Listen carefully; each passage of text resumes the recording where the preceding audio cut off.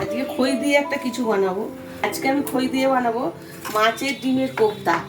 এই যে মাছের ডিম নিয়ে নিয়েছি আমি অনেকটা, এই মাছের ডিমের কোপ্তা বানাবো। এই কোপ্তাতে যদি খই দিয়ে বানানো হয় না, খুব নরম হয়, তার জন্য খই দিয়ে বানাবো আজকে আমি। মাছের ডিম নিয়ে নিয়েছি, তারপরে নিয়েছি খই, আর এটা কোপ্তা বানানোর জন্য লাগবে আমার কাঁচা লঙ্কা, পাতিলেবু নিয়েছি, আর বেসন নিয়েছি। এইগুলো দিয়ে আমি কোপ্তাটা বানাবো। আর কোপ্তা কারি করার জন্য নিয়েছি একটা আলু কেটে নিয়েছি, পেঁয়াজ কেটে নিয়েছি, আদা রসুন পেস্ট করে নিয়েছি, তেল, নুন, লঙ্কা, হলুদ আছে, গরম মশলার গুঁড়ো লাগবে আমার একটু, গোটা তেজপাতা, গোটা লঙ্কা। এখন এই মাছের ডিমের বেসন দেবো কিছুটা,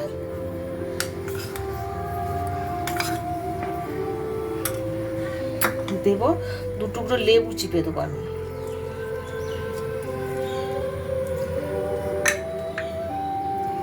লেবুও দিতে পারেন, 1 চামচ ভিনিগারও দিতে পারেন, আমি লেবুটা দিলাম।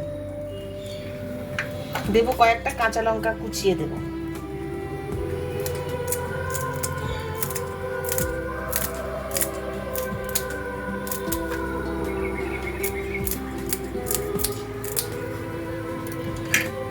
দেবো একটু পেঁয়াজ কুচানো,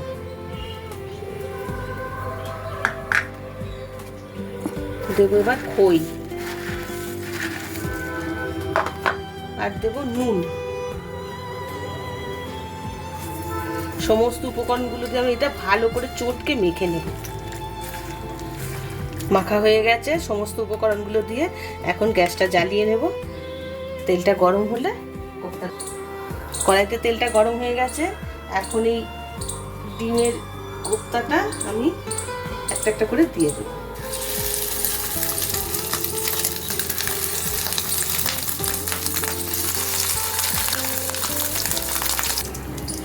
ঢেকে দিয়েছিলাম, হচ্ছিল, দেখুন কি সুন্দর ফুলেছে, বড়াগুলো কি বড় বড় হয়ে গেছে, আর খুব ভালো হয় খেতে একদম। এইভাবে খই দিয়ে কোপ্তা বানিয়ে দেখবেন। মাছের ডিম আমরা অনেকভাবে খাই, অনেকেই খাই, সবাই খায়, যারা মাছ খায় মাছের ডিমও খুব প্রিয় খাবার একটা, কিন্তু এইভাবে মাছের ডিমের কোপ্তা বানিয়ে দেখবেন, খুব ভালো খেতে হয়, খুব ভালো খাবার এটা একটা। দেখুন না কি বড় বড় হয়ে গেছে, আর কি সুন্দর ফুলেছে, দেখতেও খুব সুন্দর লাগছে। ঢাকা দিয়ে দিয়েই কিন্তু আমি কোপ্তাগুলো ভাজলাম, এখন তুলে নিচ্ছি। মাছের ডিম থেকে তৈরি হয়ে গেছে আমাদের কোপ্তা। কোপ্তাগুলো আমি সব ভেজে নেব আস্তে। দেখুন কি সুন্দর দেখতে হয়েছে, আর খুব নরম হয়। যখন ঝোল হয়ে যাবে না, ঝোল ভাজা যেভাবেও খেতে পারেন, আমি এটা কোপ্তা কারি বানাবো, কারিতেও খুব ভালো লাগে খেতে। কোপ্তা বানানো হয়ে গেছে, এখন আমি কড়াইতে তেল দেবো, আর একটু রাইস অয়েলে কোপ্তাগুলো বানিয়েছি, আমি এখন সর্ষের তেল দেবো। সর্ষের তেল দিয়ে আলুটা ভেজে নেবো আগে।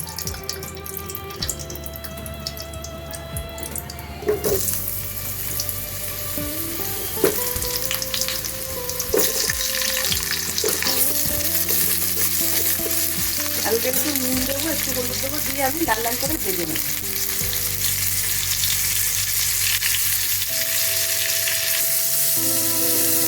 আলুগুলো ভাজা হয়ে গেছে, আলুগুলো আমি তুলে নেব। আলুগুলো ভেজে তুলে নিয়েছি, এখন একটা শুকনো লঙ্কা আর একটা তেজপাতা ফোড়নে দিয়ে দিলাম, দিয়ে পেঁয়াজ কুচানোগুলো আমি দিয়ে দিলাম। পেঁয়াজ কুচানোগুলো লাল লাল করে ভেজে নেব।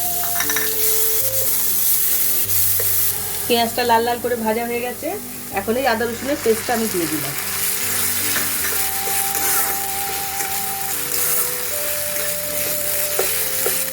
ছেড়ে দিলাম, এখন মশলাগুলো দিয়ে দেবো। নুন দেবো 1 চামচ, হলুদ গুঁড়ো দেবো 1.5 চামচের মতো, লঙ্কা গুঁড়ো 1 চামচ, 1.5 চামচ, আর জিরে আর ধনে মিশানো আছে সেটা আমি 1 চামচ দিয়ে দেবো। সামান্য একটু জল দেবো, মশলাটা লেগে না যায়। মশলাটা ভালো করে কষিয়ে নেব। মশলাটা কষানো হয়ে আসছে, আমি এখন সামান্য একটু চিনি দেবো।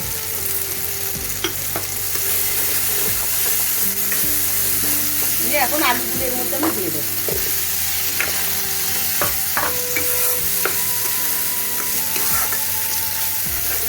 ভালো করে নাড়াচাড়া করে আমি এখন জল দেবো। জল কিন্তু অনেকটা দেবো, আলুগুলো সিদ্ধ দেবে, এতগুলো কোপ্তা তো, কোপ্তা কিন্তু প্রচুর জল টানে, ঝোলটা টেনে নেবে, তাই আমি জল একটু বেশি করেই দিয়ে দেবো। এটা 2 গ্লাস 3 গ্লাস জল দিয়ে দেবো।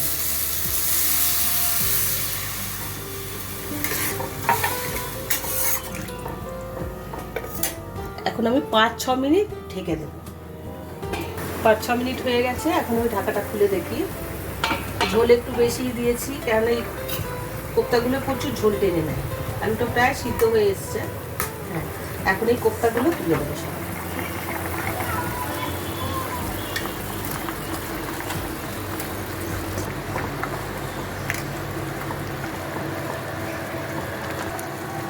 এখন একটু গরম মশলা গুঁড়ো আমি ছড়িয়ে দেবো উপর থেকে।